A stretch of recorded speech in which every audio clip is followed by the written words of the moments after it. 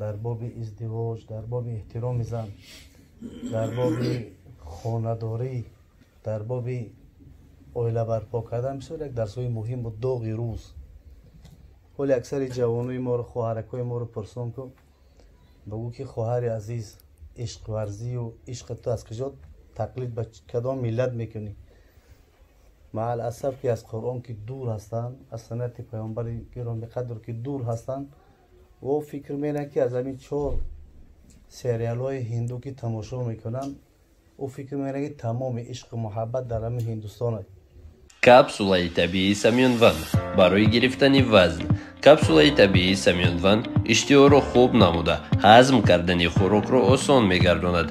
کپسولای طبیعی سمیونوان را نه تنها مردها بلکه زنها نیز میتوانند استفاده برند.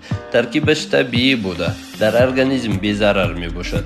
شما از خرابی اذیت میکشید یا اینکه به ورزش مشغولید، با یاری سمیونوان وزن خود را برقرار سازید و تن خود را سالم و زیبا گردانید.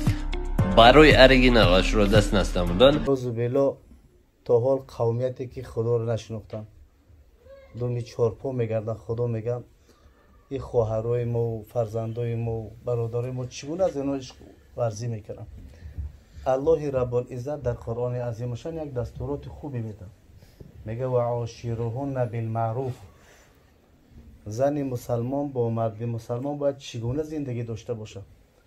ولی یک وقتا عادت بود، ولی اکثر همین نفرایی که ما هستیم، اکثری به همین سن و سال ما همین عادتی کهنسالان مانند توصیه کهنسالان مانند که نادرست توصیه بود، یک اصول نادرست همین را قبول کردن. میگفتن بچه جان همین کرله که میاری از همین تای چادر حرکت رو که دیگه بالای سر زور غالی کن. این اصول سر تا پا موافق دین، خلاف دین است، موافق دین نیست، ضد شریعت اسلامی است. پیامبر صلی الله علیه و سلم در حدیث گوهرباش میگن که ما اکرم النساء الا کریم و ما اهانهن الا لئیم. زن کدام شخصیت گرامی میداره؟ ولی که دوملا خوب قید کردن که یک از در که داخل شدیم سنت مبارکه پیامبر صلی الله علیه و سلم است که با همراهی زن از در که داخل شدی السلام علیکم سلام بده.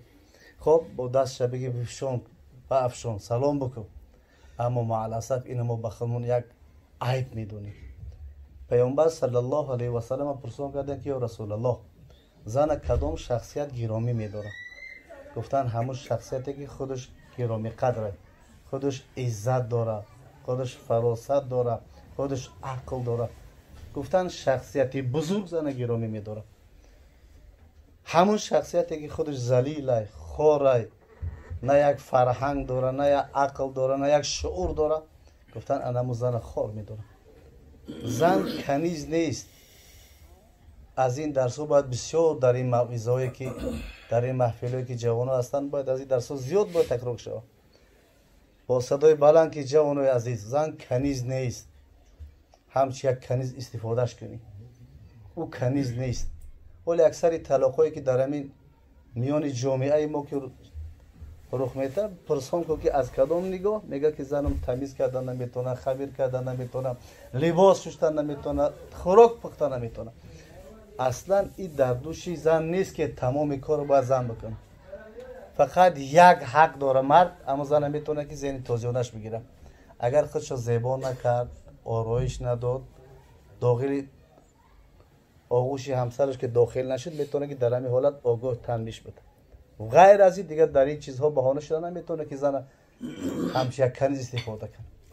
سلام علیکم برادرو بسیار شما برای ویتیلیگو میپرسید. ویتیلیگو یعنی ما توجیکو پیچیدگی میگیم، سفید وقتی پوست میشوه. داروش اومگی کلمه در کار روشن پریزوست ایندیای انشاءالله که به حد رسالت خوب نشون دادگی بسیاری برادرو زکاس کن افکت دیدگی هم خدمت تجربهش کردیم. کورس لشینش یک دونه است، دو تا تبلیغ استفاده میبره. مرحمت برادرو زنگ زنه برای همه شهرها را ثبت میکنیم. مرد مسلمان باید زندگی زیبا داشته باشه. چرا امروز جوانای ما زبان شیرین ندارن؟ اگر با یک زنی بدرها، زنی اگر زشت بگیم، اگر زنی فاحشه قد اگر صحبت کنم بسیار یک شیوه شیرین قد صحبت میکنه، اما با همسر خودش شیوه شیرین قد صحبت کردن نمیتونه.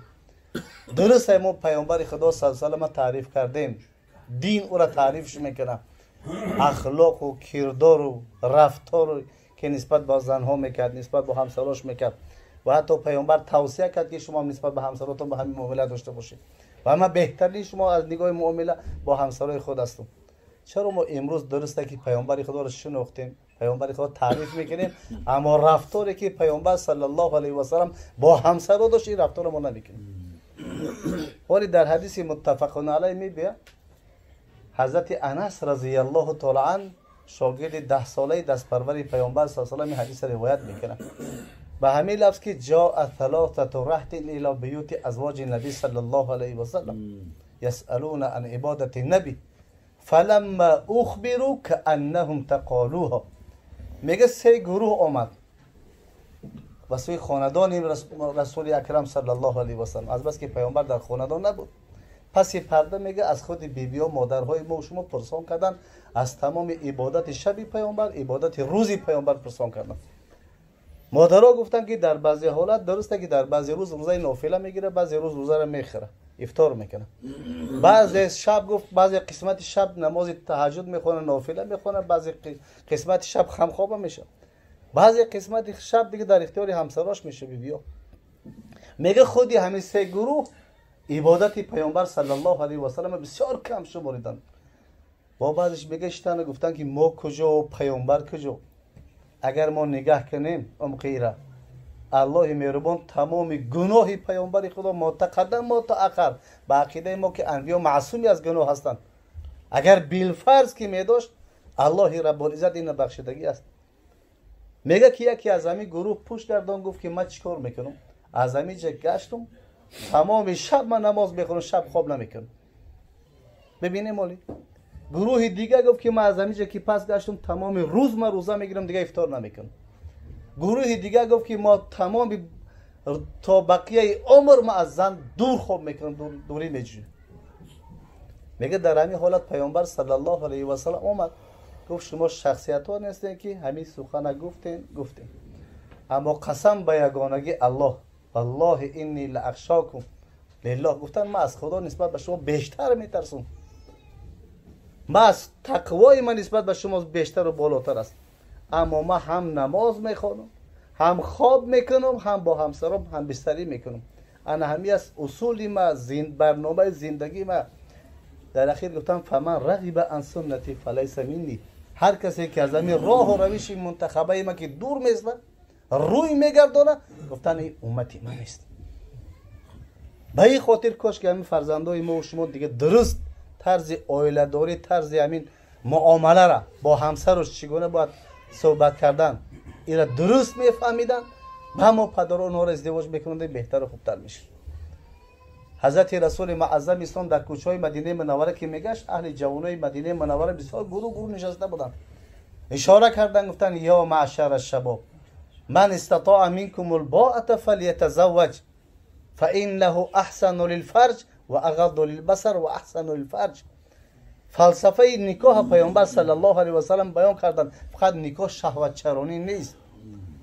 گفتن ای جماعت جوانای مدینه منوره، هر کسی که از شما قوه مالی داره، قوه جسمانی داره، حتما گفتن باید زن بگیره. تاکید بالای تاکید کردن. گفتن به خاطر چی؟ گفتن ما حکمت از ازدواج چیه؟ گفتن چشم او را پرده میگیره از تماشا کردن منظرهای حرام. حالی مردی که همسر داشته باشه چشم چرانی نمیکنه نسبت به زنهای اجنبیه. میگه الحمدلله که همین زنی پاک دامن در خانه دارم، زنی زیبا در خانه دارم، و چرا من دیگه چشم اندازی میکنم نسبت به یک زنهای بیگانه؟